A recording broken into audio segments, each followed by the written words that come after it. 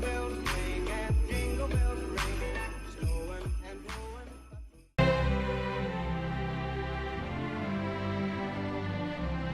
Howdy my sassy gals, and welcome back to my channel. If you're new here, hi, hello, my name's Lydia. I hope you stay a while.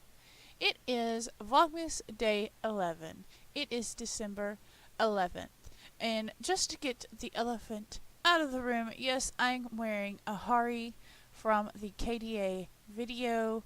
I am wearing the collab outfit, ears, tail, and eyes from Equal 10. It was a collab between Altair, Sweet Thing, and I can't remember where the eyes are from.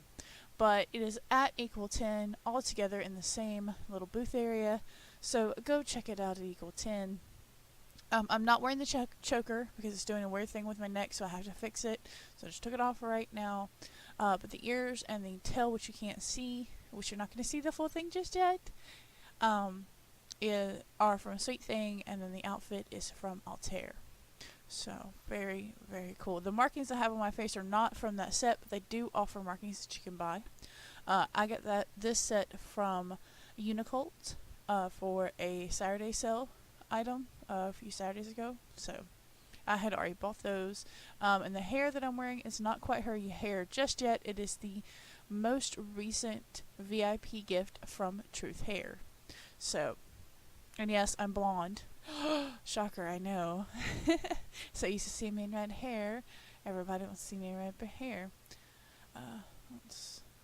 Okay. Notifications coming in. But I figured I would do a short and sweet story time today. Story time or things from my real life. I know that most of the stuff that I do on here is Second Life related, but I am a real person behind the avatar. I do exist in the real world. Sometimes I wish I didn't. Sometimes I wish I could jump into the world of Second Life and just stay there all the time, because I don't have any pain here and I can do a lot of things in Second Life that I can't do in real life.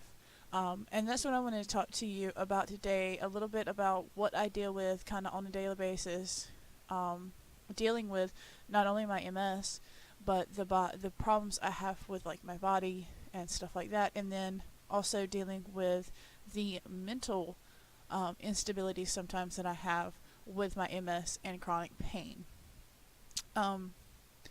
Now, I know that it's a touchy subject with some people because some people say mental illness isn't real, it doesn't exist, you're faking it, you can get better if you just try, things like that. That's not true. It's very, very hard to come out of a funk when you get in it. And yes, I do, believe it or not, with as positive as I am, I do sometimes get in my funks. And it can last for a couple hours, all the way up to a couple of years. It just depends on what's going on and what the funk's about. When I say funk, I mean like depression, sometimes ranging all the way up to suicidal thoughts. Yes, it has happened to me. Having the chronic pain like I do, pain that never goes away, it never truly gets better. Now, right now, I'm doing okay. I had my little bout of sickness for a couple of days. Thankfully, it didn't get any worse. Gotta love NyQuil.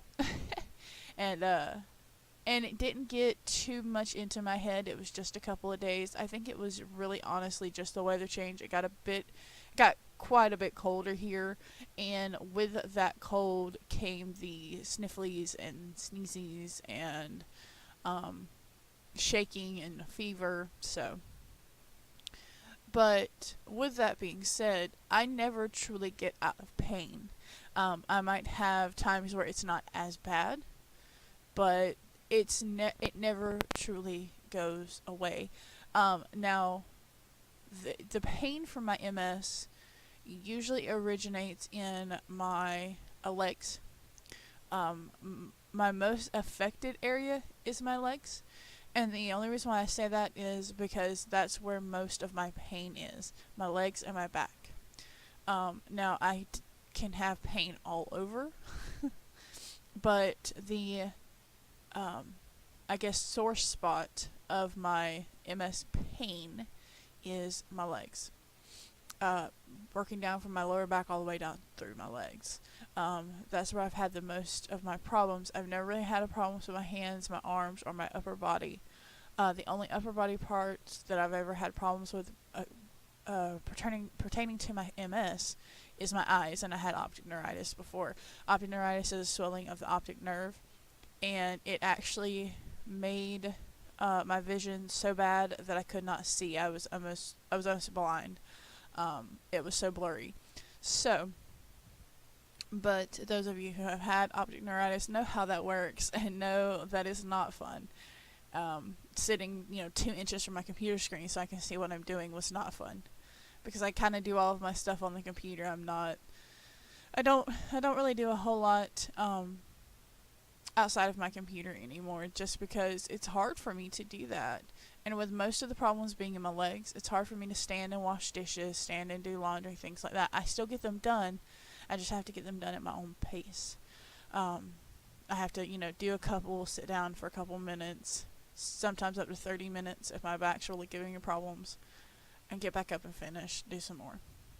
So it takes me twice as long, whereas it would take somebody 10-15 minutes to wash up 2 or 3 dishes, or let's say even 10-12 dishes. It would take them like 5 minutes to do it. It takes me 20 to 30 minutes to do it. And if it's a big load and it's like, I've gone a couple of days without washing dishes, then it takes me a couple hours. Just because I have to do it at my own pace. I have to do it at a slower pace, because if I don't, I can hurt myself and strain myself. So, a lot of my problems, a lot of my issues are with walking, traveling, going places. I don't go out of the house much. Therefore, I live vicariously through Second Life. That's why walking through New York yesterday, I was like, this is so nice. This is, and it really was. It was really an experience for me, because I've never been to New York. 2, I will never go to New York because I can't travel. And 3, snow would probably kill me. So being able to experience that in Second Life is a joy to me. And like I said in my video where I explain why I play Second Life and why I'm on Second Life, those experiences I'll never have in real life. So it's nice to have that in Second Life and be able to go and experience it in Second Life. And I don't even mean the fantastical experiences like flying and things like that. I'm talking about like the one I did yesterday, where we walked through New York at Christmas time, and I got to see, I kind of got to feel like I was in New York, like I was walking down the street in New York and going on a sleigh ride in New York. It was amazing. And I do give them props. Whoever did that sim is amazing. It probably was multiple people, so I give them props for that. But anyway, getting back into what I was talking about. Ooh, a shiny. Woo. There goes my ADD brain. Let's get into the mental side of having chronic pain and dealing with that. As well as a couple of little other things that I deal with as far as mental goes. Unfortunately, with chronic pain, and people can say, "Oh no, I don't get depressed. I don't get depressed." I wish I could say I didn't get depressed. I wish I could be one of those people who's like, "No, I never get depressed. I get sad sometimes, but I don't get depressed." Depression is a full body thing. It is not just I don't feel good, or I'm sad. No, it affects every part of your body. It is not just a mental thing, and you cannot just go, "Okay, I'm done with being depressed." It is very, very hard sometimes to pull yourself out of it. And there have been times where I have gone down holes so deep that I have sat in my bathroom with a knife to my wrist, ready to do it, because I was so depressed. I've sat with a bottle of pills in my hand, ready to swallow them, because I was so depressed. And it was because, and I couldn't pinpoint anything outside of my pain. It's my pain, because it is constantly here, always here, and I'm having to constantly take medications, constantly do things to keep it at bay. Yes, I've been diagnosed since 2005. So I've dealt with this since 2005. But here in the past, I'd say 3 or 4 years, my depression tends to, when I get into my what we call manic modes, now that's not a manic mode as in a bipolar manic mode. I'm talking like, we call that my manic mode because I get very, very, very emotional. And I guess it'd be more classified as a depression mode, where I get depressed and I'm very, very over emotional about everything, every little thing, and it can be any little thing will set me off, and I'll get angry, and then I'll cry, and then I'll get angry again, and I'll get to the point where I'll start throwing things and taking it out on everybody else, and then I turn it on myself. And then I start trying to take it out on myself. And whether that be in the form of I want to kill myself, or it be in the form of I want to cut myself, or I want to hurt myself, or I want to punch myself, whatever it may be. And then usually it'll break, and I'll realize what happened, and I'll apologize to everybody, and everything will be well and good, and well taken care of. But I know here recently I haven't gotten into too many of those states. Thank goodness I haven't. But it can happen anytime, and it can really affect your life. It makes me hurt incredibly bad. Physical pain does happen during depression, and it tends to exacerbate, not what you're thinking. Exacerbate means to make worse. It seems to do that to my MS symptoms. And then on top of that, I've got my normal pain, so add in the depression pain, and it's like, I just want to die. And I'm not saying that to be funny, and I'm not doing that to be over dramatic or something like that. No, I'm not going through one of those stages right now, thank goodness. But it can come on any time. It doesn't matter what's going on in my life. It happens anytime, any given time. And then I pull out of it, and I'm thankful, very thankful, that I have my husband and my son in my life to help pull me out of those episodes or stages, I guess you could call it, that I get into. And thankfully, if I'm sitting there, I want to end it, my husband will look at me and go, no, we need you. You're my everything, you're my world, and I can't live without you. And, he'll pull me out of it. My son will give me a hug, and, it's okay, Mama, I'm here. Even if he's acting up and being bad, he'll hug me, and I'm here, Mama. What do you need me to do? I'm here. But yeah, it's hard. And then on top of all of that, I have a form of adult ADD. I'm not officially diagnosed, but I know I have it because my attention span's about the size of a gnat's. I'm surprised that I'm able to do these videos. I think that's part of the reason why I'm so scatterbrained in some of the videos that I do, because I do have adult ADD, and no, I don't take medication for it because I don't want to. And then on top of that, my husband has it, and then on top of it, my son has it. So, not adult ADD, but ADD. So, woo, we're just a family of people who, look, there goes a dog. We get very easily distracted and things like that. Mine is not as bad as my husband and my son's, and I've learned to control mine a bit more, but yeah. So that's why sometimes I'll be talking about something and then I'll trail off into a totally different topic because my brain thinks of it, and if I don't say it right that minute, I'll forget. So having conversations with me are very, very interesting because I'll start out talking about one thing, and then I'll segue into another thing, and then I'll completely forget that I was talking about this other thing, and then go, oh yeah, we were talking, somebody will say something like, oh, this, or this, and I'm like, oh yeah, we were talking about that to begin with, weren't we? So, yeah, it's, Yeah. So ADD runs rampant in my household, and with this conversation, like with this, I guess, story time or talk it out session, whatever you want to call it. Yeah, I've gone 9 different ways and started talking about things and all that. But I take a handful of pills in the morning.